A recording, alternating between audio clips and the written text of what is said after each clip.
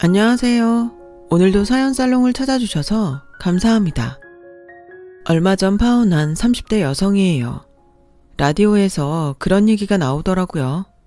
지구는 둥글기 때문에 다양한 모양의 사람들이 모여서 틈을 메우고 사는 거라고 말이죠. 그 얘기를 들을 때까지만 해도 꽤 그럴듯한 말이라고 생각했어요.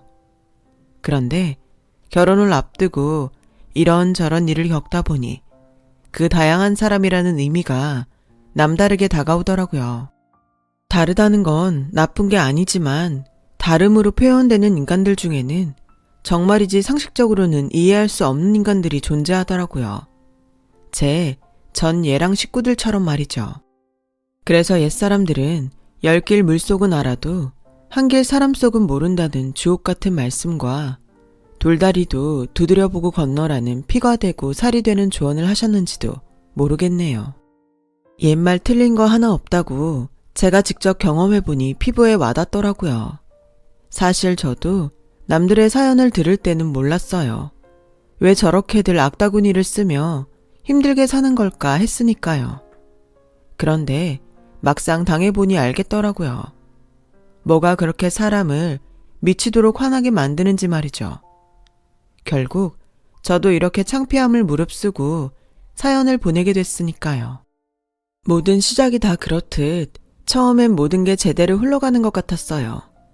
결혼 정년기에 남편감으로 손색 없는 남자를 만나 정신적, 금전적 어려움 없이 결혼에 이르게 되었거든요. 얘랑과 저는 궁합도 안 본다는 4살 차이로 중매를 통해 만났어요. 이전까지 각자 연애도 하고 이별도 경험했던 탓에 연애 감정을 바라고 선자리에 나간 건 아니었죠. 그래서 오히려 말이 잘 통했던 것 같아요. 평생을 같이 할 반려자를 찾겠다는 목적이 같았으니까요. 게다가 서로의 학벌과 직업, 직급과 연봉까지 모조리 공개한 상태에서 만난 거라 괜히 눈치 보며 탐색할 필요도 없었고요. 얘랑과 저는 같은 목동 출신으로 치맛바람 센 엄마들 밑에서 들들 볶이며 자랐다는 공통점이 있었어요. 평일엔 방과 후 학원 셔틀을 하고 주말엔 상위권 친구 2명과 함께 과외쌤 오피스텔에서 과외를 했어요. 이름난 과외쌤이라서 한 번이라도 시간을 어기거나 과제를 안 해오면 그날로 바로 아웃이었어요. 과외비가 엄청 비싼데도 신청자가 많아서 대기자만 해도 수십 명에 달할 정도였죠. 웃긴 건 얘랑도 그 쌤한테 과외를 받았다는 거예요. 진영씨 어머님도 치맛바람이 장난 아니셨나 보네요. 그 쌤이 강남에서도 유명한 사람이라 티오 날 때마다 엄마들 사이에서 경쟁이 장난 아니었거든요. 수업 오목교 근처 오피스텔에서 했죠. 그거 저희 엄마가 해준 거예요. 정확히 말하자면 저희 엄마가 사람들 모아서 다 같이 해준 거죠. 강남에서 그 쌤 데려오면서 말이에요.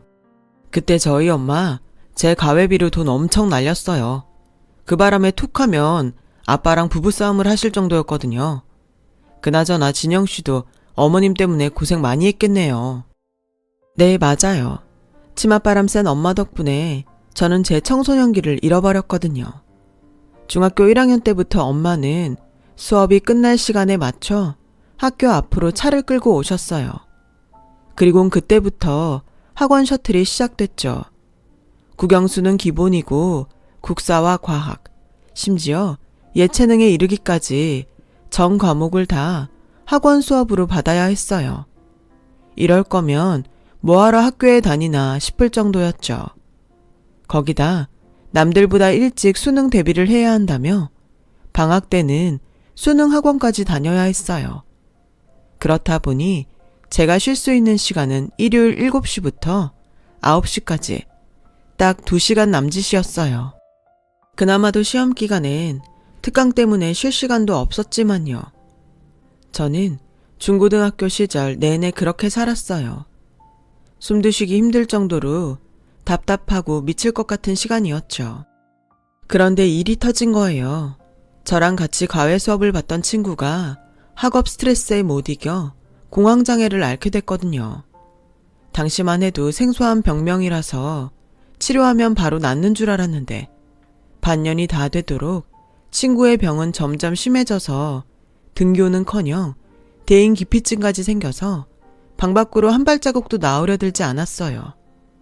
그 소문은 순식간에 퍼져나갔고 저희 엄마 귀에까지 들어가게 되었죠.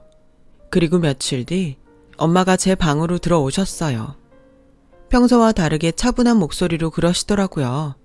힘들면 학원과 과외를 줄여주겠다고요. 며칠 전에 길에서 수빈이 엄마를 만났는데 얼굴이 말이 아니더라. 수빈이 명문대 보낼 욕심에 그렇게 극성을 떨더니 그게 독이 돼서 수빈이가 그렇게 될 줄 알았겠니? 내 손잡고 펑펑 울면서 그러더라. 수빈이가 다시 예전처럼 돌아와 주기만 한다면 다시는 학원 근처에도 안 보내겠다고 말이야. 엄마도 이번 일로 많이 깨달았어. 너 명문대 보내려고 했던 건 다 너 잘 되라고 한 거였지만 따지고 보면 그게 다 내 욕심이었던 것 같아. 나 무시하는 시댁 식구들 앞에서 내가 내 딸 명문대 보냈다고 큰 소리 치고 싶었던 걸 테니까. 그렇게라도 내 능력을 인정받고 싶었는지도 몰라. 엄마 참 한심하지? 근데 이젠 안 그러려고. 나한텐 내 딸이 더 소중하니까. 그렇게 수빈이 엄마를 반면교사 삼았던 엄마는 국영수 학원 하나만 제외하고 모든 학원과 과외를 중지시켜 주셨어요. 덕분에 저는 고2 말부터 평범한 여고생이 되었죠. 하지만 오히려 공부는 예전보다 더 열심히 했어요. 그건 어디까지나 나를 위한 일이기도 했지만 하나뿐인 엄마를 위한 일이기도 했거든요. 사실 저희 엄마가 처음부터 저에게 공부를 강요했던 건 아니에요. 오히려 그 반대였죠. 그랬던 엄마가 변하게 된 건 친할머니 때문이었어요. 네가 돈 많은 부모가 있니? 그렇다고 힘 있는 형제가 있니? 쥐뿔도 없는 집구석에서 왔으면 네 자식이라도 번듯하게 키워서 며느리 노릇이라도 해야 할 거 아냐. 네 동서 보면 뭐 느끼는 거 없니? 지남편 출세시킨다고 친정인맥 동원해 지남편 내조하지. 자식들 교육시킨다고 미국까지 오가며 애들 뒷바라지 하지. 이러니 내가 걔를 안 이뻐할 수가 있겠냐고. 그런데 넌 어떠니? 넌 하나밖에 없는 딸내미도 제대로 관리 못해서 5학년이나 된 애가 아직 영어 인사도 제대로 못하게 만들어? 이러다 미국에서 온 가은이 가영이 오면 지 사촌하고 대화도 못하게 만들려고 애 교육에 손 놓고 있는 거야? 애를 딱 네 수준으로 만들어 놓으려고? 이래서 보고 배운 게 없는 애는 며느리로 들이는 게 아니었는데 내가 너무 정이 많아서 널 받아줬다. 내가 정신 나갔지. 아휴. 친할머니는 툭하면 작은 엄마랑 비교해 엄마를 자극하셨어요. 친할머니가 속을 헤집고 간 날이면 엄마는 가슴을 치며 눈물을 삼켰죠. 그런 날들이 이어지면서 엄마는 점점 몬스터맘으로 변해간 거예요. 그즈음 미국으로 조기 유학 갔던 사촌들이 적응을 못해서 2년 만에 쫓겨나듯 한국으로 돌아오자 엄마는 쾌재를 부르셨어요. 작은 엄마의 실패는 저희 엄마에겐 기회니까요. 엄마는 이때를 놓치지 않고 제게 올인했어요. 길을 쓰고 이름난 학원에 저를 끼워 넣고 공부 잘하는 애들이랑 짝을 지어서 과외 무리를 만들었어요. 불행인지 다행인지 엄마의 극성 탓에 제 성적은 쑥쑥 올라갔고 엄마가 바라던 외고에 합격하게 되었죠. 그러자 그동안 저희 엄마를 무시하던 친할머니가 확 달라지신 거예요. 자식 교육에 실패한 작은 엄마 대신 저희 엄마한테 기대를 걸기로 한 거죠. 가족들이 모일 때마다 작은 엄마는 예전에 저희 엄마가 당했던 것처럼 냉대와 멸시를 받아야 했어요. 대신 엄마는 친할머니의 총애를 받으며 비로소 맏며느리 대접을 받을 수 있게 되었죠. 구차한 영광이었지만 그래도 엄마는 손에 든 사탕을 뺏기기 싫은 아이처럼 어떻게든 저를 명문대에 보내 지금의 영광을 지켜내고 싶어 했어요. 그런 마음을 알기에 저도 열심히 공부할 수밖에 없었죠. 이것만이 딸로서 해드릴 수 있는 최고의 효도다 생각하며 말이에요. 하지만 어디 세상 일이 내가 원하는 대로 이루어지나요? 막상 외고에 들어가 보니 정말 공부 못하는 애는 하나도 없더라고요. 저도 공부 꽤나 한다는 소리를 들으며 중학교 시절을 보냈는데 이 학교에 들어온 애들 치고 저만큼 안 되는 애는 하나도 없었어요. 그러니 내신 등급을 따는 게 그렇게 어려울 수가 없었죠. 소수점 하나에도 서너 명이 주르륵 달려있을 정도였으니까요. 아무리 죽어라 해도 성적은 좀처럼 오르지 않자 자신감이 점점 떨어지고 별것 아닌 말에도 발끈할 정도로 신경이 예민해졌어요. 그 무렵 앞에서 말했던 수빈이 일도 있었고요. 저도 수빈이만큼 버겁고 위태로운 나날을 보내고 있었거든요. 벼랑 끝에 선 것처럼 말이죠. 그런 제가 걱정됐던 엄마는 한약이며 몸에 좋다는 건강보조식품을 사다가 주시곤 했는데 그조차도 명문대에 가라는 무언의 압박처럼 느껴졌어요. 그래서 평생 하지 않던 반항까지 하며 엄마를 힘들게 했죠. 왜? 엄마가 원하는 명문대 못 갈까봐 걱정돼서 그래? 할머니한테 다시 예전처럼 무시당하게 될까봐 겁나서 나한테 잘해주는 거냐고. 엄만 어쩜 그렇게 이기적이야? 난 죽을 만큼 힘든데 어떻게 엄마란 사람이 자기밖에 모르냐고. 그러고도 내 엄마야? 나 이제 정말 지쳤어. 죽어라 해도 성적도 안 오르고 이러다가 내가 피말라 죽을 것 같단 말이야. 그러니까 나 좀 내버려둬. 그때였어요. 제 뺨에 뜨거운 기운이 피어올랐어요. 엄마한테 세게 한 대 맞은 거였죠. 난생 처음 뺨을 맞은 전 놀라서 눈물만 뚝뚝 흘리고 있었어요. 그러자 엄마가 씩씩대며 그러더군요. 야, 이 기집애야. 세상 어떤 엄마가 내 자식이 죽겠다는데 나 몰라라 해. 뭐? 명문대? 그깟게 뭐가 중요해. 명문대 못 나와도 먹고 사는데 아무 문제 없어. 그치만 너 잘못되면 내가 살 수 있을 것 같니? 네 아빠는 제정신으로 살겠냐고. 너 없으면 엄마 아빠 못 살아. 너만 몸 건강히 잘 커준다면 아빠랑 난 더 바라는 게 없어. 우리한테 네가 제일 소중하니까. 그러니까 스트레스 받지 말고 쉬엄쉬엄 해. 대학? 그깟 거 못 나와도 잘 살 수 있어. 그러니까 너무 애태우지 마. 응? 생각지도 못한 엄마의 말에 저는 그만 울음이 터져버렸어요. 그래서 엄마를 끌어안고 한참을 울었죠. 그렇게 울고 나니 그동안 어깨를 짓누르던 무게가 사라져버렸어요. 그리곤 다시 예전의 제 모습을 찾을 수 있었죠. 더 이상 공부하는 게 괴롭지도 않았고 성적 변화에 초조해하지도 않았어요. 그랬더니 오히려 성적이 오르지 뭐예요. 그렇게 저는 온 가족의 염원이었던 명문대에 진학할 수 있었고 엄마는 그 공을 인정받아 친할머니가 소유한 복합상가 내 오피스텔을 선물로 받게 되셨어요. 뜻밖의 선물이었죠. 엄마는 거기서 나온 월세를 모아 본격적으로 재테크를 시작하셨어요. 제 덕분에 받은 오피스텔이니 이걸 잘 굴려서 나중에 저한테도 콩고물을 나눠주시겠다나요? 그래서 마음대로 하시라고 했어요. 저는 주식 묵혀두는 심정으로 잊고 살겠다고 말이죠. 제발 상장 폐지만 되지 않기를 바라는 심정으로요. 대학생이 된 저는 그동안 해보지 못했던 화장도 하고 친구들과 MT도 떠나곤 했어요. 그동안 공부만 하느라 몰랐는데 제가 꽤 잘 놀더라고요. 그런데 알고 보니 그게 다 저희 엄마를 닮아서 그런 거였더라고요. 아빠가 그러시는데 엄마가 왕년에 좀 놀던 분이었다지 뭐예요. 저희 부모님은 고등학교 동창인데요. 아빠는 전교생이 다 아는 전교 1등 범생이었고 엄마는 인근 학교에서도 알 정도로 놀고 다니는 날라리였대요. 그래서 친할머니가 그렇게 결혼을 반대했던 거죠. 기껏 공들여 키운 아들을 개날라리한테 뺏겼다고 말이죠. 그러거나 말거나 지금은 손녀딸을 명문대에 보낸 기특한 며느리가 됐으니 이 정도면 해피엔딩인 거죠. 대학을 졸업한 저는 전공을 살려 의류 수입업체에 취직을 했어요. 영업부라 해외 출장도 잦고 브랜드 런칭 때문에 주말도 없이 뛰어다녀야 할 정도로 바쁜 나날이 이어졌죠. 그러다 보니 결혼은 뒷전이고 일에 빠져 살게 되었어요. 솔직히 결혼을 해야겠다는 생각조차 없었죠.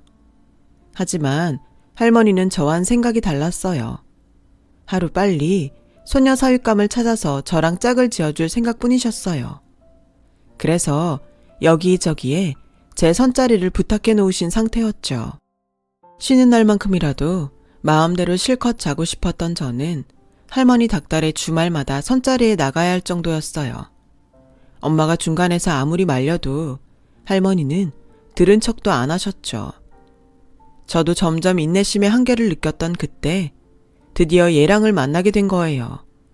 우리는 만난 지 10분도 안 돼 서로에게 호감을 느꼈고 3개월 정도 결혼을 전제로 만남을 갖다가 결혼을 결심하게 되었어요. 그러자 할머니께선 누구보다 결혼을 반기셨어요. 거봐라, 이 할미 얘기 듣고 선보길 잘했지? 알아보니 집안이며 재력이며 뭐 하나 빠지지 않는 집이더라. 안 싸두니 남매를 서울대까지 보낼 정도로 자식 교육에도 확실한 집이다. 사람은 자고로 비슷한 형편끼리 만나야 탈 없이 평탄하게 사는 거야. 니네 외가를 봐라.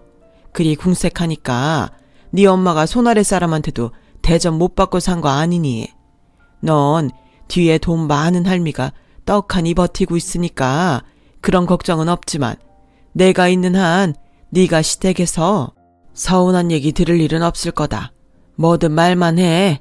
할미가 다 해줄 테니. 홍기찬 딸 혼사는 내가 말 안 해도 네 애미가 진작에 챙겼어야 하는 건데 어디에 정신을 파느라 하나뿐인 딸내미한테 일이 무심한 건지. 할머니는 말끝마다 저희 엄마 트집을 잡아가며 자신의 공을 생생 내셨어요. 그 말이 듣기 싫었지만 할머니 덕에 예랑을 만난 건 사실인지라 입 꾹 다물고 한 귀로 듣고 한 귀로 흘렸죠. 그런데 결혼을 하겠다는 제 말에 엄마가 난색을 하지 뭐예요? 뭘 그렇게 서둘러 가려고 그래. 요즘 같은 세상에 혼기가 어딨다고. 다 자기가 가고 싶을 때 가면 그만이지. 게다가 난 네 시어머니 자리가 왠지 마음에 걸린다. 아파트 엄마들한테 들어보니 왕년에 치맛바람으로 유명했던 사람이더라고. 성격도 장난이 아니라는데 그런 사람을 네가 감당할 수 있겠니? 내가 네 할머니를 모셔봐서 아는데 치맛바람 센 시어머니 모시고 사는 거 정말 피곤한 일이다. 내가 네 할머니 때문에 얼마나 마음고생하고 살았는지 누구보다 네가 잘 알잖아. 근데 네가 하필 그런 집으로 시집을 간다니. 난 네가 나처럼 살지 않았으면 좋겠어. 그러니까 곰곰이 다시 생각해봐. 이 결혼 꼭 해야 하는지. 엄마도 참 개구리 올챙이적 생각 못한다더니 엄마가 그 짝이네. 엄마도 우리 시어머니 못지않게 한치맛바람 했던 거 기억 안 나? 그런 엄마 밑에서도 버티고 살아온 나라고. 그런데 무슨 걱정이야? 그리고 내가 시어머니랑 결혼하나? 남편이랑 결혼하지. 어차피 결혼해도 따로 분가해서 사는 거니까 너무 걱정하지 마. 보란듯이 잘 살 테니까. 그러니 이젠 내 걱정 그만하고 엄마도 엄마 인생 살아. 엄마는 제 말에 서운했는지 말없이 방으로 들어가 버렸어요. 그리고 며칠 뒤 당사자들보다 마음이 급했던 저희 할머니와 어머님이 만나 상견례 날짜며 장소까지 정했어요. 두 분 다 한치맛바람 하셨던 분들이라 자식 일에 거침이 없으셨죠. 상견례도 치르기도 전에 할머니와 시어머니의 독단적 결정으로 가을에 식을 올리는 걸로 합의가 됐어요. 그 말을 들은 엄마는 펄펄 뛰었죠. 도둑장가 보내는 것도 아니고 무슨 결혼을 3개월도 안 남기고 정해? 혼수며 예단이며 준비할 게 어디 한두 개냐고. 그리고 그걸 나랑 상의도 없이 왜 네 할머니랑 만나서 정한다니? 엄연히 내가 네 엄마인데 사람을 무시해도 정도가 있지? 암튼 난 이 결혼 정말 마음에 안 들어. 안 그래도 소문도 안 좋은 집이라 괜히 찜찜한데 말이야. 단단히 마음이 상한 엄마는 며칠을 머리를 싸매고 자리 보전을 하셨어요. 괜히 죄송하긴 했지만 그때는 저도 준비해야 할 일이 태산이라 엄마한테 신경 쓸 여력이 없었어요. 결혼식까지 시간은 없고 회사 일도 바쁜 탓에 전 예식장과 스드메 준비를 하느라 고3 때보다도 혹독한 시간을 보내야 했어요. 그리고 드디어 식장과 스드메 예약을 마친 어느 날이었어요. 글쎄, 어이없는 일이 벌어졌지 뭐예요. 네? 예식장을 양보하라고요?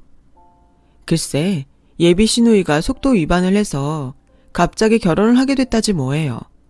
갑작스런 결혼이라 예식장을 아직 못 구했다며 제가 예약한 예식장을 시누이한테 양보하라는 거 있죠. 이게 말이 되는 소린가요? 그런데 어머님은 너무 당당한 거예요. 한 해의 자식을 둘이나 보내는 건 주변의 예의가 아니지. 그래서 말이다. 니들 결혼은 내년으로 미뤄야겠다. 니들이야 애가 생긴 것도 아니고 급할 거 없잖니? 그러니까 예식장은 우리 지원이한테 넘기란 얘기야. 어차피 결혼 미뤄지면 예약금도 날릴 판인데 시누이한테 양도하면 계약금도 안 날리고 좀 좋니? 다른 거 계약해 놓은 거 있으면 이참에 같이 넘겨도 좋고. 아니, 사고는 시누이가 쳤는데 왜 피해는 내가 봐야 하냐고요. 이렇게 말하고 싶었지만 차마 입이 떨어지지 않았어요. 그리고 이런 경우엔 저희 부모님께 직접 연락해서 사과 정도는 해야 하는 거 아닌가요? 어떻게 상사가 부하 직원한테 명령하듯 이럴 수가 있냐고요. 그래서 그 문제는 저희 엄마와 직접 말씀하시는 게 어떻겠냐고 했더니 옆에 있는 예비 신우가 끼어들더군요. 어머, 얘기하면 뭐가 달라져요? 어차피 결혼식 미루는 건 기정사실인데 괜히 시간 끌 거 있나요? 엄마들 만나느라 약속 잡고 어쩌고 하다 보면 시간만 가니까 그냥 언니가 전하면 되잖아요. 그렇게 융통성이 없어서 직장 생활은 어떻게 해요?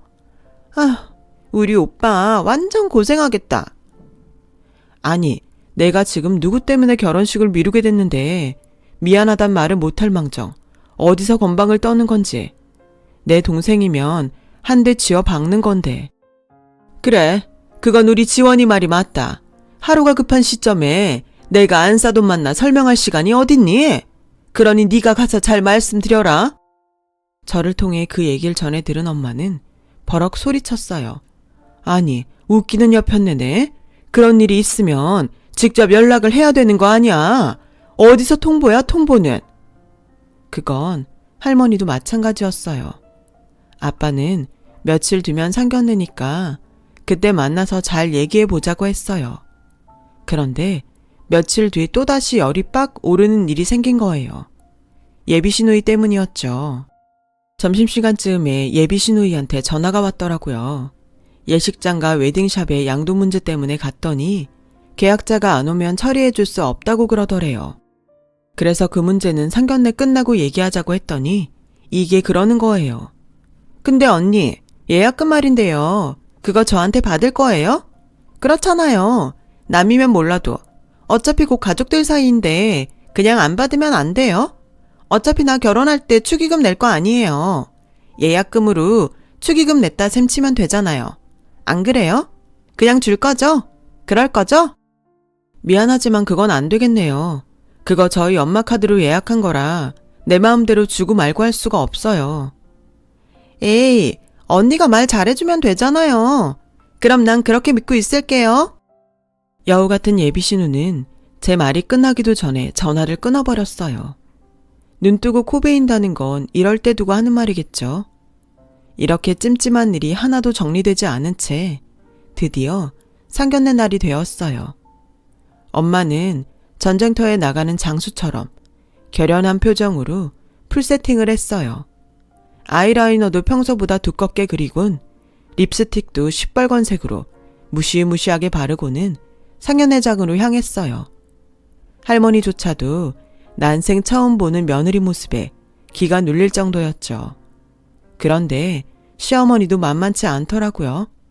엄청난 포스로 약속 장소에 나타나선 우리 쪽에서 말을 꺼내기도 전에 선제 공격을 해댔어요. 오는 길에 애들 결혼 날짜 받아왔어요. 유명한 집이라 어찌나 대기가 긴지 날 봤는데 일주일 걸렸다니까요. 내년 5월이 어떨까 했더니 얘들한테는 4월이 맞는다네요. 그런데 이게 참 나를 잡고 보니 그날이 바로 제 환갑이지 뭡니까. 안 그래도 연달아 자식들을 시집장가 보내면서 제 환갑잔치까지 하려니 주변에 눈치가 보였거든요. 그렇다고 그냥 지나갈 수도 없고요. 그래서 말인데요. 얘들 신혼여행 갈 때도 저도 같이 따라갈까 합니다. 요즘은 100세 시대라 자식들이 환갑잔치 대신 여행이나 성형수술을 해준다는데 이참에 저도 환갑잔치 대신 환갑여행이나 하죠 뭐. 되려니 이렇게도 되네요. 그 순간 룸 안에 정적이 흘렀어요. 마치 폭풍 전 고요처럼 말이죠. 그리고 드디어 저희 엄마가 작정한 듯 말을 이어갔어요. 이거 완전 또라이 아니야. 보자 하니까 누굴 보자기로 하나. 가만히 있으니까 가만히로 하나. 지금 뭐 하는 짓입니까? 누구 맘대로 결혼식 날짜를 바꾸고 누구 마음대로 신혼여행에 따라가요. 참는데도 정도가 있지? 어떻게 사람이 끝이 없어. 애초에 결혼 날짜 잡은 것만 해도 그래요. 버젓이 부모가 살아있는데 그걸 왜 저희 시어머니가 결정을 합니까? 왜 당사자도 모르고 당사자 부모도 모르게 멋대로 일처리를 하냔 말이에요. 그리고 결혼 날짜는 바꾸면서 왜 예식장이며 웨딩샵 예약금은 그쪽이 꿀꺽합니까? 누구 때문에 결혼식을 미루는 건데 어떻게 된 게 하나부터 열까지 상식적인 게 없어. 상식? 그쪽이야말로 상식도 예의도 없는 것 같네요. 상견례 자리에서 사돈한테 이런 막대 먹은 짓을 해도 되는 겁니까? 그리고 결혼 날짜는 그쪽 어머님이 자기랑 상의하자고 해서 둘이 만나 결정한 겁니다. 며느리 자리가 오죽 못 믿었으면 시어머니가 대신 나섰을까? 자기가 모자라 벌어진 일을 누굴 탓하냐고요. 그리고 그깟 돈 몇 푼 누가 내면 어때요? 어차피 사돈 되면 우리 딸 결혼할 때 축의금 낼 거 아닙니까? 그걸로 가름하면 될 일을 굳이 애들도 다 있는 자리에서 까발려선 사람 우습게 만들어도 되냐고요. 이래놓곤 상식을 우누네? 기가 막혀서 정말. 이렇게 구질구질한 인간들이랑 엮일 줄 알았으면 애초에 이 결혼 허락 안 했습니다. 애 할머니가 말이 좀 통하는 분이라 좀 다를까 했더니 영 아니네. 하요, 뚫린 입이라고 말은 잘하네요. 그래, 기왕 말 나온 김에 구질구질한 얘기 좀 더 해볼까요? 그쪽 아들 우리 애 만나기 전에 파혼했다죠? 그 이유가 뭐라더라?